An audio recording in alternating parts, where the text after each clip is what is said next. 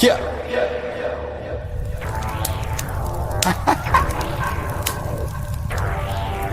Yeah.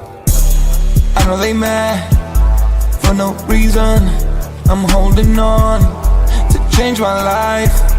Gotta move fast for a reason. I'm holding on to change my life. Huddling, I'm staring at charts until I retire. Yeah. Huddling, I'm staring at charts until I retire. Oh, 700K, I'm selling a Bitcoin. Haters mad, but they listen to this one. More profit coming to my direction. Yeah, you know me, I don't need a mention. I got the remedy, ooh, yeah. They don't just follow me, ooh, yeah. You say allegedly, ooh, yeah. You would subscribe to me, ooh, yeah. Staring at chart, drawing a line. Make a decision, you out of time. Huddling, I'm staring at charts until I retire. Yeah. Huddling, I'm staring at charts until I retire. Yeah. See on stage. OnChain Revolution.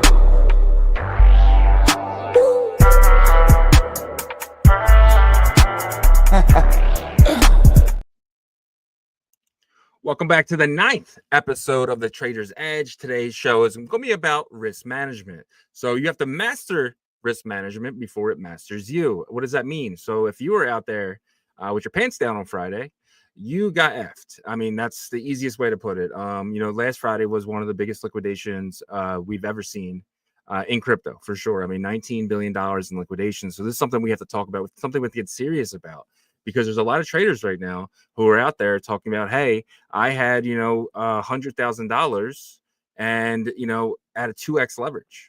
And I got liquidated. Yeah, they came for you. They came for every single person. But how do you manage that risk? Like, there's a lot of things you did wrong if you got liquidated. And we're going to walk through step by step. We're going to make you guys better traders. We're going to really start digging in to what to do, what not to do, what we would do, what we wouldn't do, right? So we're going to be digging into a lot of different things. So without further ado, bring our partner here, as always, Mr. Yago B. What's up, buddy? What's up? What's up? What's up, man? So, this episode of Trader's Edge is really special because I think a lot of people need to figure out some better strategies because it didn't look good for Friday. Yeah, there's definitely some people that were in that situation, probably, a little loose on their, how much risk they expose themselves to. But then, there's people that were conservative that also got hit. And I think that, we got to include them and say, hey, look, I mean, a lot of you guys did the right thing and you still got burnt. So what are some maybe extra steps that you could take to avoid the kind of doomsday situation, which it was really, because you heard a lot of stories about 2 to 5x people that ended up getting liquidated. Yeah, but having your whole thing in one trade, I mean, that's not the smartest thing to do. If you're trading, you should 10% max. Some people would even say 1 to 2%. Right. I mean, that's definitely something that we got to talk about today, too. You can't just go all in at any point in the market, because we're in crypto. Like, if you want to do something like that, go to stocks. Right. I mean, if you're in crypto, you're in it for a reason. You want the volatility. You want the push up. But what comes with that? Stuff like Friday. Absolutely. Right. Like, so I think you're referring more to like the safer indexes and stuff like S&P and stuff like that. Right. But exposure. We're going to go over that. I'm going to, try to pick Marion's brain on that, because obviously that seems to be, one of the big areas that people got hurt on. They felt like they were being responsible for leverage and crypto standards, which kind of probably was. But whenever you're fully exposed, anything can happen. And I think that's where that risk comes in. To putting all your eggs in one basket is never a good idea. Yeah, 100%. So let's bring up the Artura team here. The Artura core contributors here. We got Marion, we got Instant, we got X. What's up, guys? Jim? Yo. What's up? What's going on? All right. So I want to kind of get a little bit of, pick Marion's brain a little bit to start things off. But, welcome back to the show. Love to have, co-host the show with you guys every Tuesday. But Marion, let's kick it off with you. What the heck happened? First of all, were you in a trade? How did you handle it if you were in a trade? Let's start there. Yeah, so I was not in a trade. Thankfully, I'm only positioned in spot, so I'm good. But yeah, even some stop losses didn't work, like you saw on Friday, because of huge manipulation, and a lot of people got liquidated. Why? Because they're just gambling, no stop loss, and going all in into one trade, and that's not trading. That is just pure gambling. Yeah, we've seen that all across the timeline, right? I mean, people just Yeah. pure gambling. But like, if the stop loss doesn't work, if there's a malfunction on Binance, what do you do then? Do you maybe do you put up multiple stop losses in case something like that happens? Like, what do you do in that scenario? I really don't know. I really don't know. Yeah, maybe like because you couldn't predict that dump, but maybe when you're trading altcoins, they're not as liquid as BTC and Ethereum. Maybe put like smaller stop losses, like closely to the entry, so you get stopped out earlier, prior to some like big manipulations like happened on Friday. And maybe I can suggest you to just trade in major ones because it's less manipulated. Like you saw what Atom did. Yeah, it went down to about 0.003. Right. Yeah. I mean, Link as well. I think it was like almost 100% down. That's insane. Yeah. Well, let me ask you this now. As a trader, do you ever put like maybe some buy orders down there, just in case something like that happens, or is that something you don't really think about? I don't think about that. Yeah, because my capital is then locked, and I'm not catching falling knives like that. But I'm sure that some traders do stuff like that, and they're printing right now. But I don't know, that's not a strategy too consistent to build around, in my opinion. Yeah, for sure, because that's like once in a Once blue in moon, a right? yeah, exactly that. Yeah, 100%. X, man, from your perspective, what the hell happened, man? were you in a trade for that? No, I wasn't in a. Well, actually, I was. I was in a LTC short, and yeah, like I set alerts like around my TPs and stuff like that. I got in like roughly around like 126. I had my TP set at 115, and like it just instantly hit it. I didn't know we were gonna tank that hard. I was just going off like my regular, setup and stuff like that. And shorts look good for LTC. And then I was just like, wow, imagine if my TP wasn't at 115 and it was at like fucking $60 or something where it tanked. Like it tanked super hard. But with the risk management aspect, I feel like for people who were affected by it, or at least are going to take the experience of other people who lost loads of money, even with low leverage, one thing I'd say is like, one, when you get into a trade, you should already imagine the worst. In my opinion, I feel like that's the best thing to do. So if you get into a trade, automatically think you lost money or think of it as like a business expense. Because at the end of the day, even if you have like, let's say for instance, you're drop shipping and you have like inventory, if you buy inventory, you have, the profit minus what's it called? Profit minus or revenue minus expenses, so you can find out the profit. But I feel like you should do the same thing with crypto. And one thing I say too is, people who went in with like 1 to 2x leverage and they like, I guess you could say, got in like a good entry. If your position is going up and you're up like 30-40% on it on a long-term hold, I would just move it to break even or like a little bit under it, or when like new lower highs form and stuff like that, to like start trailing your TP, because the whole point of people, why they got in with like 100K with 2x leverage, is to like try to time the top, try to get all-time high, like squeeze as much juice out of that altcoin. So in my personal opinion, to help people out with knowing when to move their stop loss and stuff, I would just do it every time when a new low is created on a higher time frame if you're planning on holding a trade super long out on like low leverage with a lot of margin on it. Yeah. Yeah. So you were one of the people that were calling for a pullback, right? But Yeah. I don't think even you expected this type of pullback, right? No, I knew a reversal was happening off of my like time divergences and stuff, and I got like indication, but I didn't think it'd be literally within one day when we saw Bitcoin drop like, I don't know, like 15% in like an hour. I did not expect that at all. Yeah. So were you looking for an opportunity through all this? Were you kind of like, you know, licking your lips a bit, kind of, you know, saying, okay, now that this huge dump just happened, let me see where I can maybe enter in maybe a scalp, or obviously that's still dangerous because it was so volatile. Where was your mentality with all this? Me personally, I just let the price action develop. I didn't want to catch the falling knives. I didn't want to catch the scalp because that's just greed at the end of the day.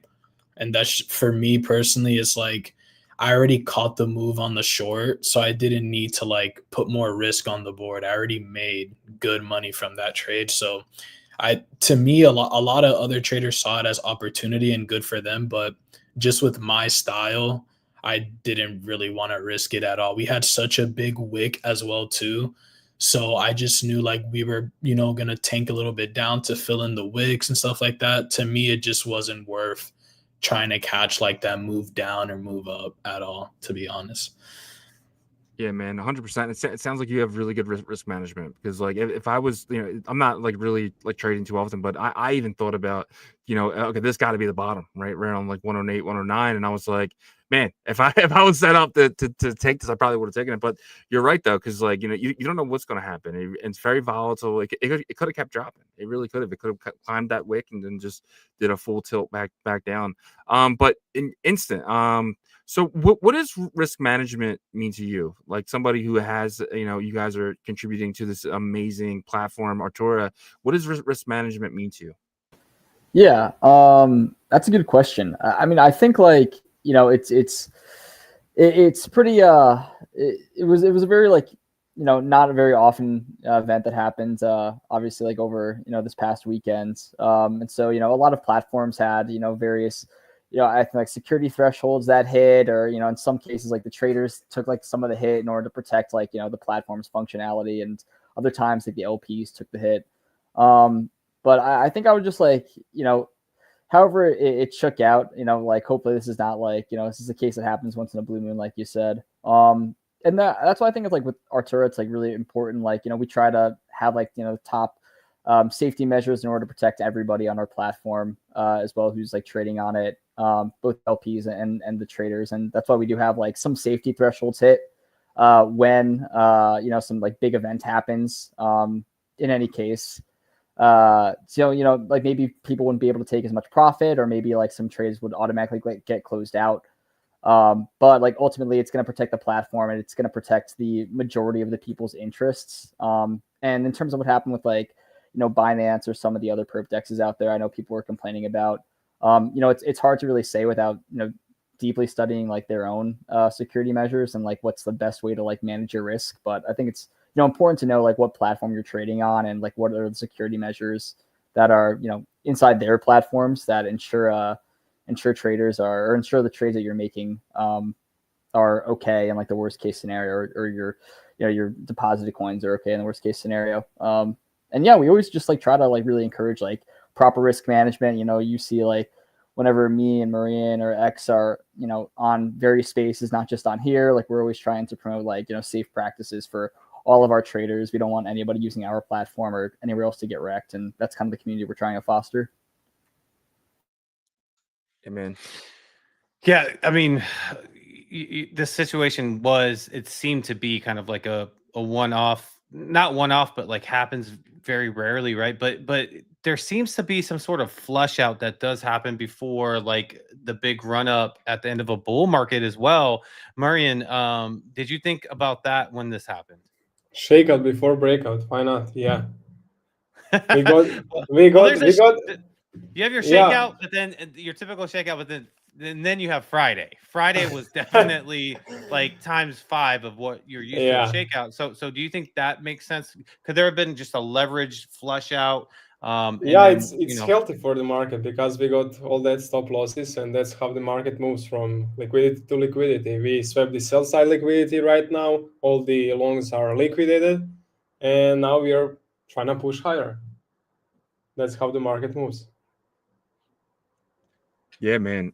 So what are some risk management stuff that you put in place recently, or over the last like couple months? Is there anything that you're doing differently than you ever done, or you're kind of sticking to the same playbook?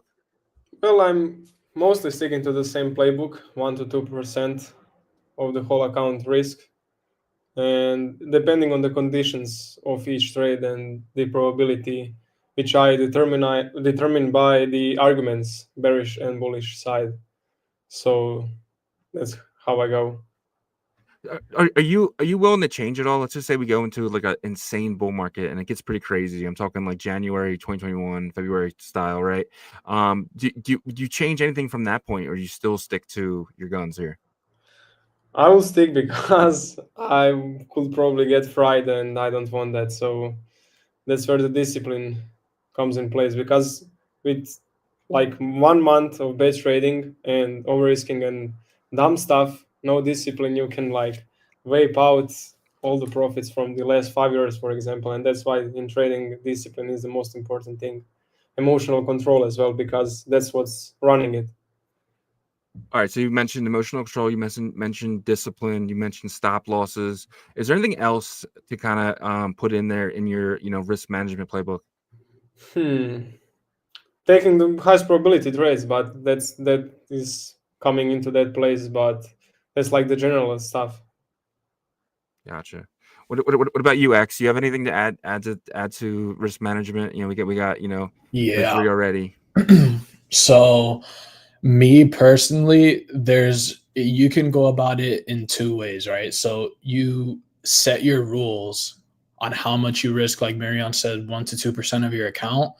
And like I said, already go inside the trade thinking that you already lost the money, because technically you did, is unrealized. So when you're going in, either have a firm risk to reward ratio. So if you're risking like 1 to 2 RR, so you're risking, that 1% to make back whatever. So if you're risking 500 to make 1,000, then that's it, and stay firm on that. But if you want to squeeze out more of the trade, if you think like higher draws on liquidity will be met or anything like that, one, like I said earlier, when a new low is created, move your stop loss like right under that low, so you're like trailing your stops. Another way you can do it is if a fair value gap is formed and we break above the fair value gap that was causing resistance and we're breaking above it, then you can move your stop loss like right under it, or inside 50% of it.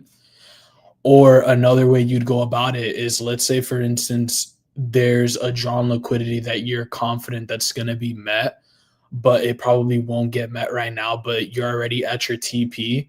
I just put your stop loss at your TP if we're continuing to rip up, because 2 scenarios can happen. The worst scenario is it'll hit your stop loss, which is what your best scenario was before, which was your TP. Or the best scenario happens where it'll hit that drawn liquidity that you thought that it was going to hit and you squeezed out more of it. But let's say if it stops you out, regardless, it hit your TP that you were originally going for. So that's the way I'd go about it, with like squeezing out the most of the trade. But out of everyone, or if you're a beginner listening to this or anything, I'd just say stay firm on a strong risk to reward. And once you have more experience, then start testing out, to squeeze a little bit more out of the trade. Yeah, I mean, I think that's a really good idea in terms of, mitigating getting liquidated. But I will say that I'm not sure if a lot of these positions even had time, right, for their stop losses to even hit or take profits, right? So, in that kind of situation, is there another like fail safe that you can put in there, right? Because obviously the craziest part was hearing about someone that was talking like they thought they were conservative. They had 30 million across margin at a 5x, right? And they didn't have time to even like get out. Is there anything you can do other than just not going full in on full exposure? I mean, like I said, if you're going in, let's say with 100K, 2x, 3x leverage, and let's say you got in like almost before the bull market started or anything like that, I think you should just look at it on a time scale. So for instance, if you've been holding inside the leverage trade for a couple weeks or a couple months, your port on the trade is up like 30-40%. I just start to trail the stop loss. A lot of people were just saying like, oh, it's not going to hit my liquidation, and they never manage their risk. So unfortunately, the market is the market and it moves the way it wants to move. They just got targeted and liquidated, which sucks. But yeah, I mean, firstly, if you're going in with that much margin, then you should know what's the risk behind it, like anything else that you're trying out. So with me personally, I'd say if you're swing trading with big margin, low leverage, you should be looking at it on like either a structure to start moving your stop losses, or setting alerts, or give yourself a certain time frame, like, oh, I'm in this trade for 3 months, whatever, I'm out by the time it's 3 months, and that's it. But yeah, one thing I want to add too is there's this like thing going around. It's called like the 1064 day theory. So like every market cycle is like we said, it's like 4 years, and then we have the bull run and stuff like that because of Bitcoin halving and liquidity cycles and the economy, quarter 1, quarter 2, quarter 4, whatever. But if you look back, the exact time when this liquidation or dump happened, it happened nearly around the same time from the last bull run and stuff like that. So like the marking off the top is roughly around like October 6th to October 14th. And when that big liquidation happened, it happened exactly at the time from last cycle when we just dumped super heavy. So it's something to like keep out. It's a pattern that's been happening for 12 years. So it's something that possibly could have happened. Like the big dogs could have just timed it where they just sold everything around that time because it happened every cycle. So Yeah, but the arguments to that, I guess, would be we didn't really have a cycle yet. I mean, we you know what I mean? Like, so this year feels that I do get what you're saying, and I up to this point, I would say you're correct. But do you feel like this could potentially be the top? I mean, there's no euphoria, and that's one thing that we've really missed from this cycle. I mean, I feel like the reason there isn't much euphoria because you have to remember, like before the last cycle, it was COVID, everyone was inside.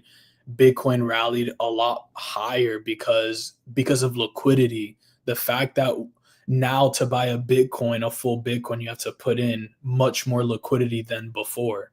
Like the rise up from 16K up to 100K, like that liquidity difference is drastic compared to us moving from 100K to 150K, 200K, whatever projections that people are making. So that's why now for us to make that big violent move or that breakout that everyone's expecting, that 2021 alt season and stuff like that, or 2017 alt season, you need so much more liquidity now compared to before, because I mean the market cap before in crypto was a lot less than what it is right now. We need even just a very, very large amount. So that's why a lot of people don't really think like it marks out the top. I personally think we still have more time, in my personal opinion. But yeah, like I said, it's going to take up a lot more liquidity for that violent move that everyone's looking for. And the saturation that we have right now with altcoins too is like, it's kind of rough compared to before. I mean, it's kind of the same argument that you've been given on the show, Shizzy, about like going into like a high liquidity environment, right? Going into risk on and quantitative easing. And until we get there, we're just going to be dealing with these things. But I kind of, sometimes I love to go down this route and sometimes I don't, because I feel like conspiracy theories are kind of crazy. But there was a lot of stuff that made me feel like there was some stuff happening, with the oracles being shut down. Then you have the servers for the centralized exchanges. Okay, let's put our tinfoil hats on real quick. So Zutada, I mean, do you feel like this was also kind of a coordinated flush? 100%. I mean, it exactly was. You can tell by how hard we tanked, but not only that, the buyback, that big wick that we had, where legit within a day we were right back to where we were 2 weeks ago. Like, I understand we have reliefs. Like when you dump super hard, you'll have a relief pump. But for the size of that wick and also the size of that drop down and all this like deleveraging rules and stuff like that, it's like people have to also understand, me personally, why I think it was coordinated is because we're having such a big adoption with crypto and with the dollar dying out as time goes on. Like this year it dropped 10% in value. So the only thing that we have right now that everyone has their faith in is crypto, Bitcoin, Ethereum. For these big dogs to come in, like big institution, big banks, all these hedge funds and stuff like that, they're going to want their nice entry prices and stuff like that too, to make money, because that's their whole business model. So I 100% think it was coordinated for sure. 100%. Yeah, I mean, I think we're all a little suspicious, right? Especially when it comes to Wintermute and Binance and all that other stuff there. One thing you said though kind of rang a bell for me. You said, we're kind of at the point now where we were 4 years ago in 2021, right? So I looked at the market cap in 2021. We were at like $3.6 trillion, right? Through everything. And today we're a little over maybe a little under today, but like we're actually above the market cap of that point. So we might be at a wall here of liquidity. I didn't even think about that. Yeah, a lot of people, like, for instance, like one altcoin is just like XRP, like XRP, whatever, the technology behind it. But when people are saying like, oh, XRP to $1,000, I'm just like, you have to look at the fundamental of XRP. Like, look at the market cap, how much supply there is. Is the supply even locked? Like for XRP to get to 1,000, it'd have just as much or more liquidity inside of that coin compared to Bitcoin. It just doesn't make any sense. I feel like a lot of crypto traders or analysis forget about the basic fundamentals of a coin. You have to look at how much supply there is, and that's how price gets driven up and stuff like that. So liquidity is very, very important. It's such a like basic concept, but still very hard to like grasp and understand because a lot of people just forget about it. Yeah, man, 100%. Let's swing over to instant. You guys had a trading competition on our tour now it's been a while. It's been at least probably 6 to 7 weeks now. How's that going? Is there any information you can give us about that? Yeah, so it's I think the last 2 days roughly of the competition. It was good. We had a few thousand, I think, competitors total, partially from the competition, partially from the Botanics airdrop campaign that happened to coincide with it as well. So we're going to be giving out about 10K in USDC prizes to I believe the top 5 qualify, and then 20K area on top of that. We do have a full breakdown of the prize pool on our Discord for anyone curious. We are issuing a little bit of a maintenance, and so hopefully that's going to end before the competition fully wraps up.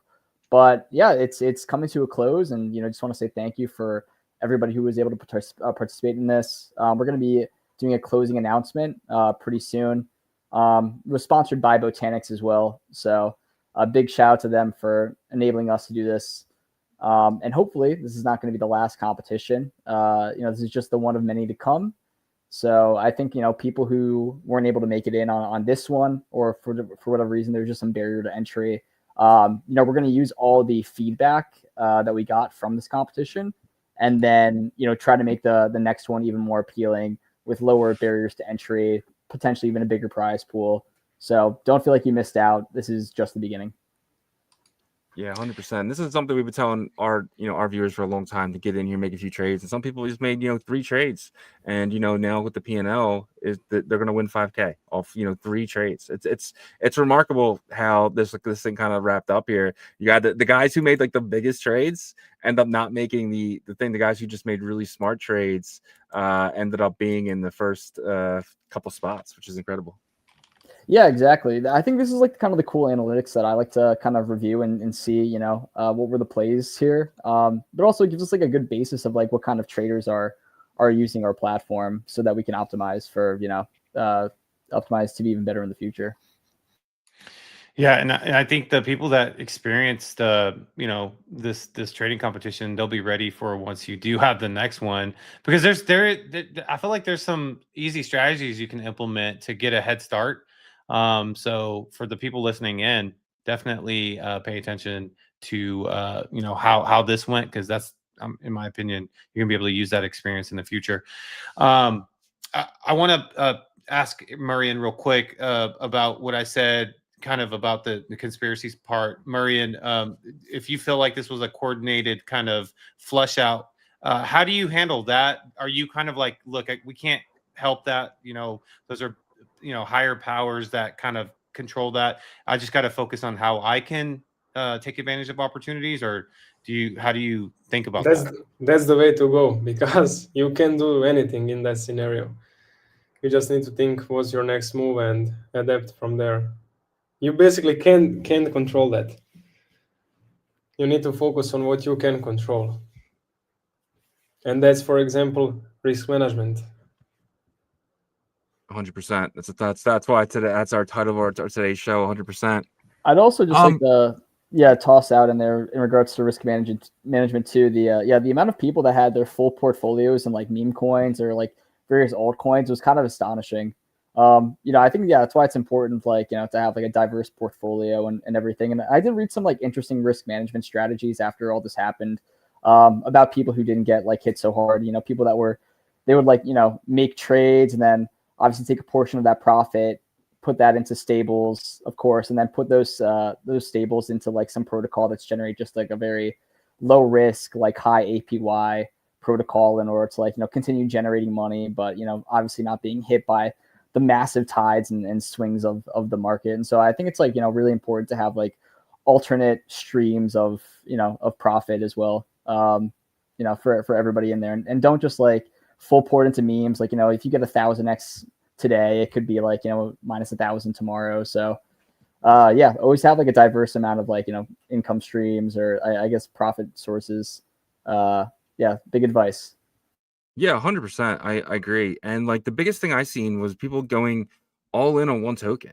Is this something common? Do people really do this? They'll put their entire portfolio on a trade. They'll use they won't use a lot of leverage. They'll use 2, 3, 4, maybe 5 max, but they're going all in their entire portfolio. It's pretty wild to me.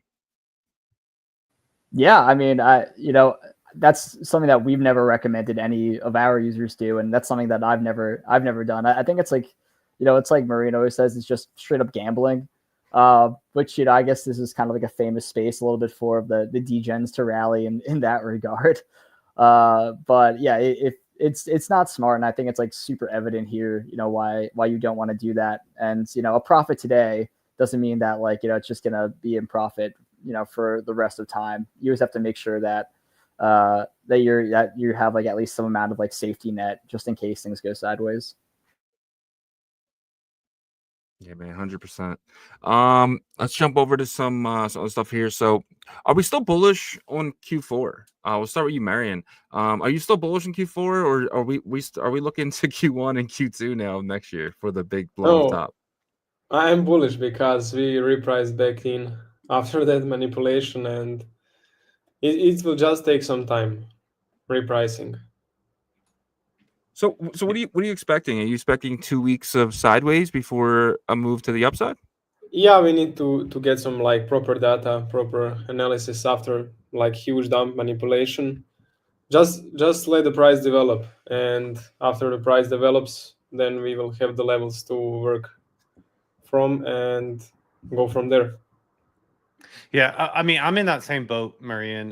Whenever we talk, Shizzy and I talk about this on our live stream every day, I'm still I was a little rattled. I'm not gonna lie, but I still feel like Q4 is gonna have its moment of bullishness, and it's a lot of it. It does have to do with what you and Zutada both said, and that was how quickly it was bought back up. Yep. Meaning, institutions are smart. They're not dumb. You know, hundreds of millions, if not billions of dollars, and for them, I think this was kind of like a favor flush out, right? If they're going to come into our industry, they want, okay, we're going to come over there. They're going to give us our opportunity. That was my opinion. Proper entries. Yeah. Yeah, but my only argument to that was it was like 5 p.m. on a Friday, right, where the traditional markets were closed. Does that have any effect? I don't think that was institutional buying. I think that was just crypto bros, right? Well, Tom Lee bought on Saturday, didn't he? He did. Yeah. No, you're right. I don't think there's barriers anymore too. And the stock market's trying to compete with crypto too, by the way. Exactly. And they're saying we're staying open longer now, you know, because people complaining about that. So I think, look, if there was something to try to trick the public, which is getting harder and harder to do because information is so at our hands so quickly, this is an attempt to do that, right? Oracle shut down, servers shut down, all these things happen, just coincidentally? I don't think so. There was a window of 6 days that Binance was going to switch their Oracle, right? And we're going to use our custom Oracle in the meantime. Okay. And then all of a sudden, buy orders couldn't go through the order book, right? So I think this was their kind of, okay, welcome to our industry. Now let's get things going, hopefully.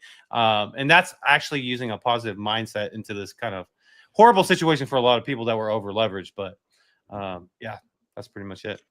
Yeah, you're right though, because Tom Lee did buy on Saturday, and these guys are they got Coinbase Prime on speed dial at this point, right? They just hit a button and they can just buy right from Coinbase Prime. Not me and you can't do that, but these guys can buy millions of dollars and not even affect the price either.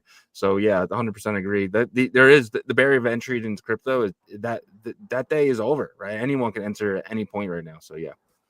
Yep, it's easier than TradFi. And 100%. It's like the easiest thing to get into, and that's why the most people fail as well. All right, so I have a question. For X. Let's just say you kind of went away from your rules a little bit, and you put too much in, and you got liquidated, right? How do you recover from that? Like, is that a mental recovery? Is that like, do you take some time off? Like, what is there any point where you were like, what am I doing? Yeah, if it gets to that point, let's say I like over risked on something, I'll just whatever. If I lost money, I'll wake up the next day and then think about like what put me in that position to risk more. Like, did I not sleep enough?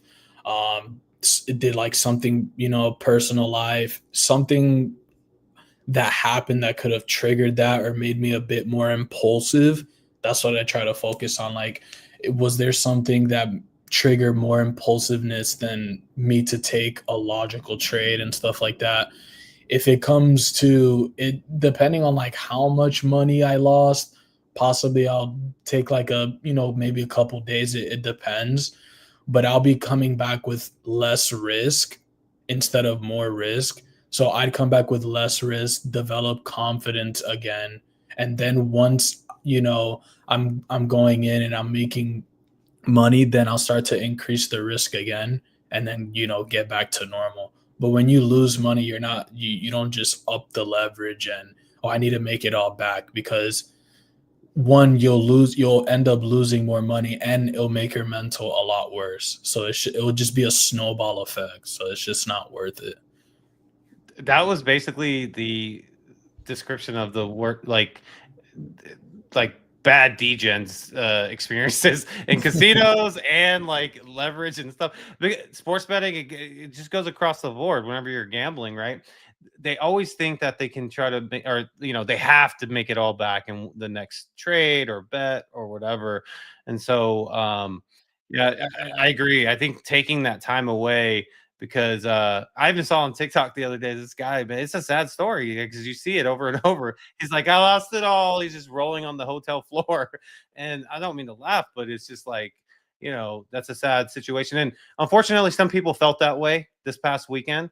And so I think like shows like this can episodes like this that air afterwards, after an event like that, you gotta really watch and hear some of these strategies to mitigate that. And the first thing is, don't put all your eggs in one basket. You got to slice that up, even if you feel like you're doing the right thing because you're going to a bullish Q4. That's where I think people slipped up. They were like, okay, I'm going to go low leverage in terms of my multiplier because I'm going into a bullish time.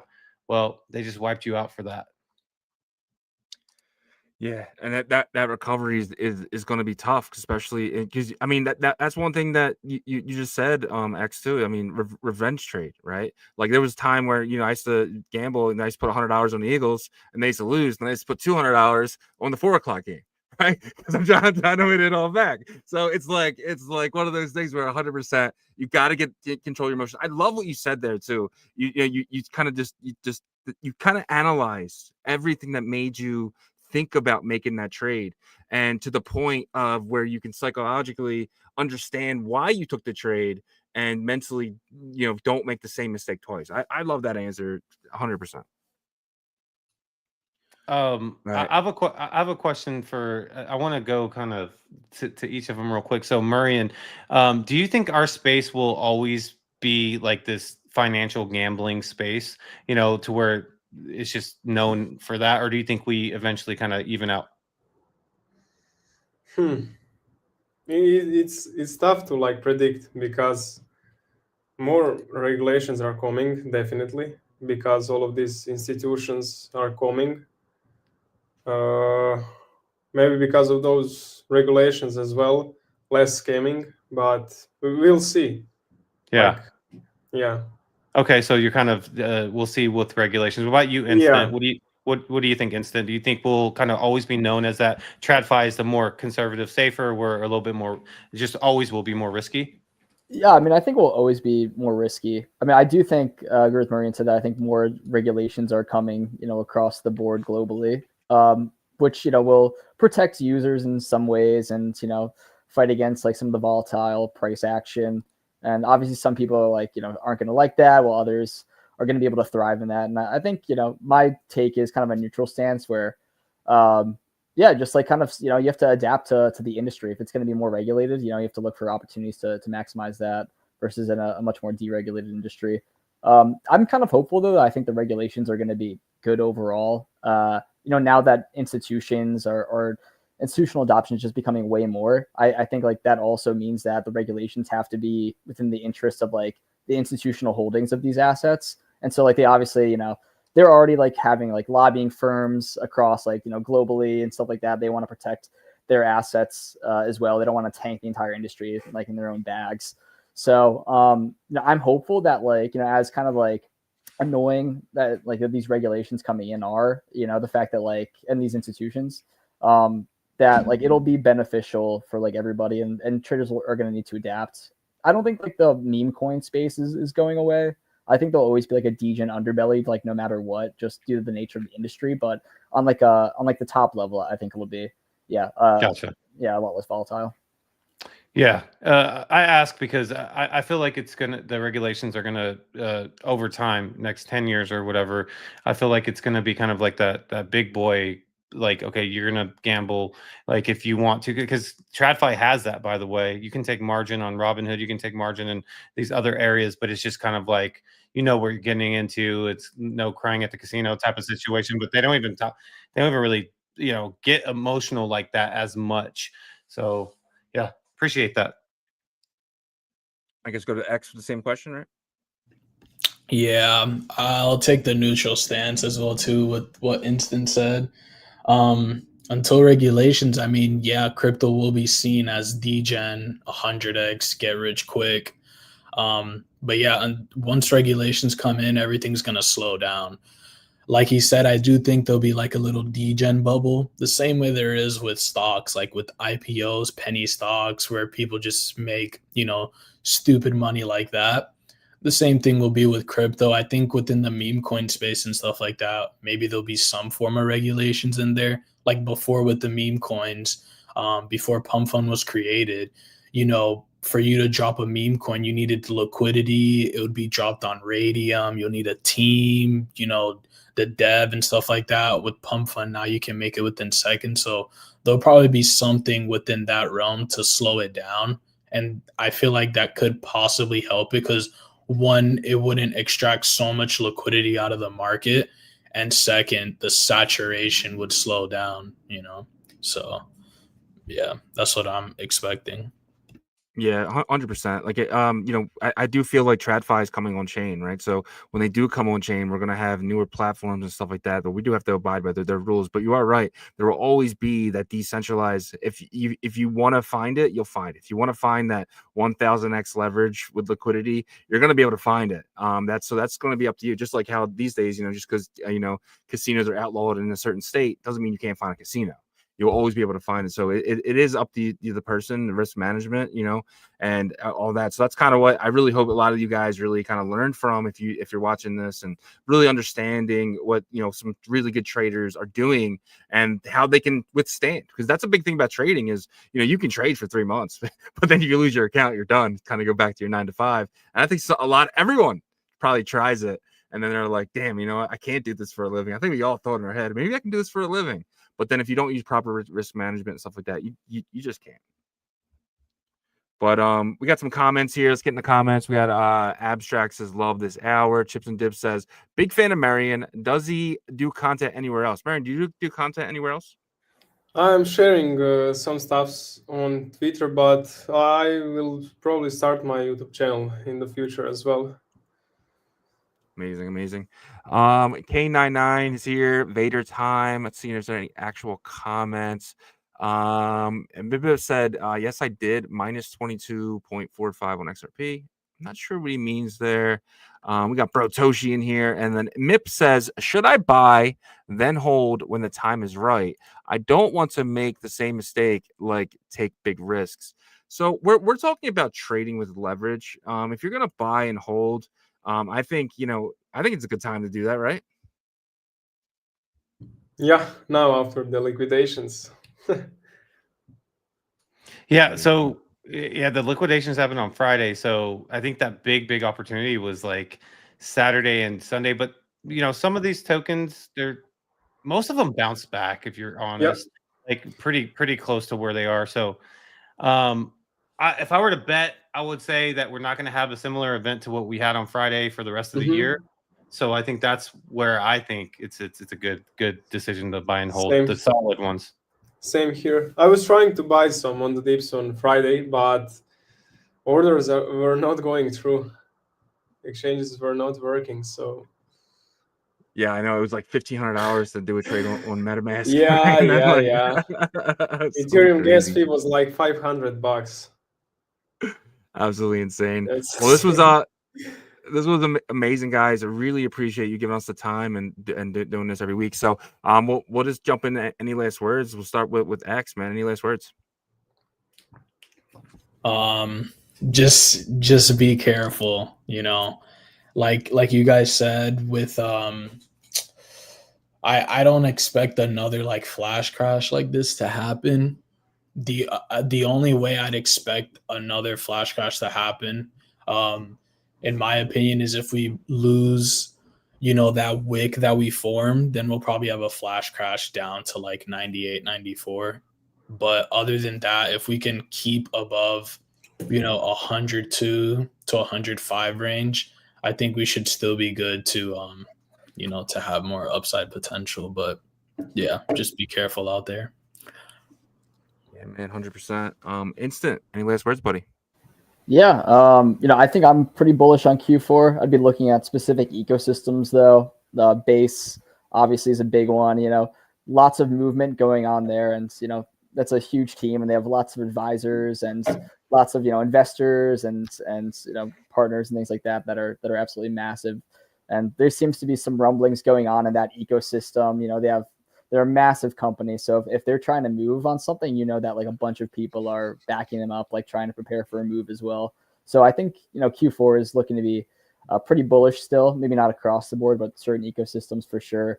ARA, I don't know if we made the announcement on here officially, but ARA is available for trading on Coinbase as well through their DEX rollout. So because we were launched on Aerodrome, very bullish, we were able to get officially tradable on Coinbase for US users. So we have a lot more that's going to be coming out in the meantime.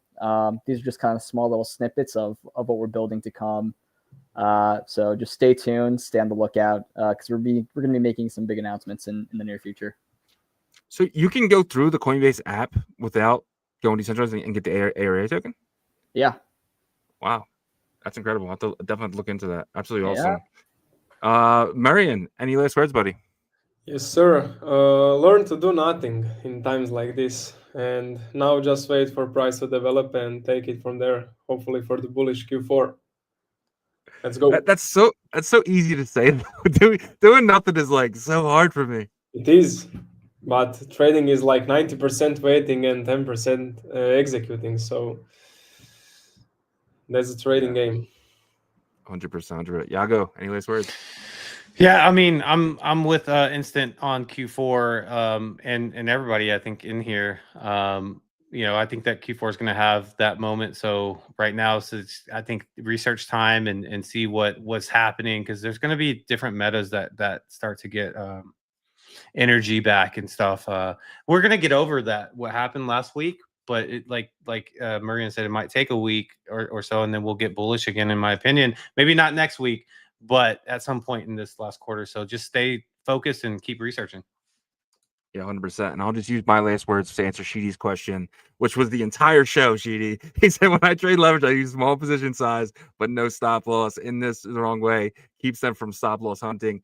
Always, always, always use a stop loss. Risk management is the way. And we appreciate every single one of you guys. We got about 200 people in here right now. Appreciate every single one of you guys. And until next Tuesday. Thank you. Peace. Peace, guys.